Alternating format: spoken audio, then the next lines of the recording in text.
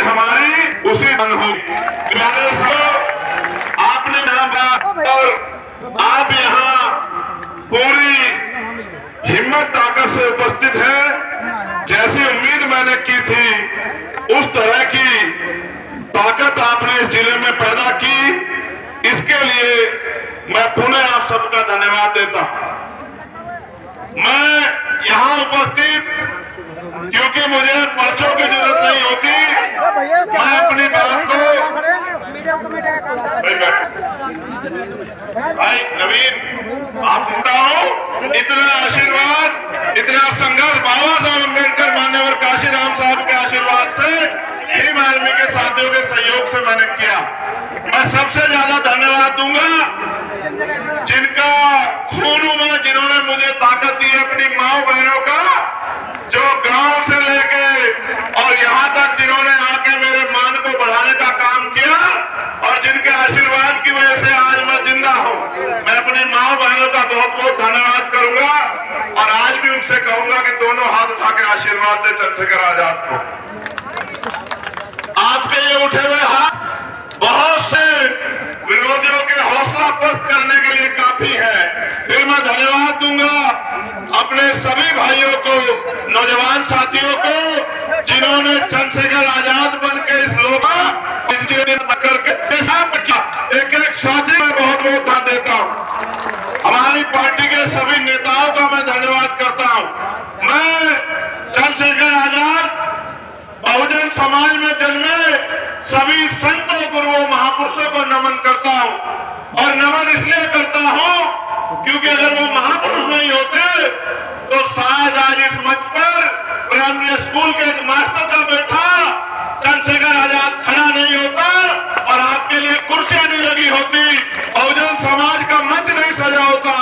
इसलिए मैं महामानव तथागत पुरुष से लेके संत शिरोमणि सदगुरु रविदास जी महाराज, भगवान वाल्मीकि महाराज, गुरु नानक देव, संत कबीर, राष्ट्रपिता ज्योतिबा फूले, छत्रपति साहू जी महाराज, डॉक्टर बाबा साहब अम्बेडकर, महामना रामस्वरूप वर्मा, संत गाडगे जी महाराज, नारायण गुरु, बाबू जगदेव प्रसाद कुशवाहा, जननायक कपूरी ठाकुर, संत राम जी प्रजापति,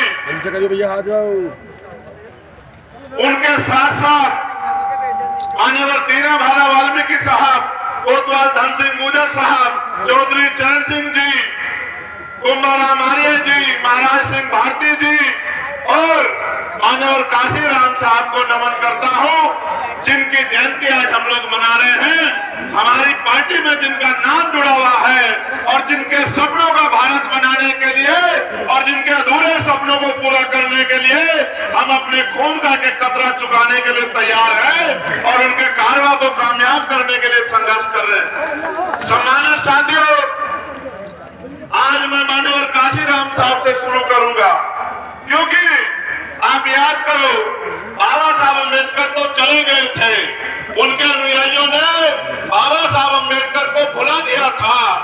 मान्यवर काशीराम साहब उनके बीच संघर्ष कर रहे थे। जब मान्यवर संघर्ष कर रहे थे तो काशीराम साहब के संघर्ष के दिनों में आरपीआई के बड़े नेता मान्यवर काशीराम साहब को नीचा दिखाने का काम करते थे, बार बार उनको ये एहसास कराने का काम करते थे कि वो तो नए आदमी हैं, उनको क्या पता है, बाबा साहब का कारवा तो हम लोग चला रहे हैं।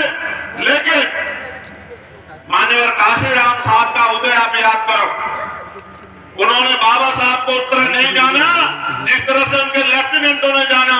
उन्होंने बाबा साहब को इस तरह जाना कि जब मान्यवर दीना भाला वाल्मीकि साहब ने उनको एनिलेशन ऑफ कास्ट एक किताब दी पढ़ने के लिए और मान्यवर काशीराम साहब ने बाबा साहब के विचारों को जाना और उन विचारों के जानने के बाद उन्होंने क्लास 1 की नौकरी को लात मार दी। आज हमारे लोग नौकरियों के पीछे भागे फिरते हैं।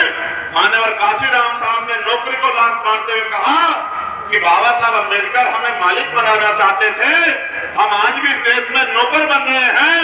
नौकर चाहे क्लास 1 का हो या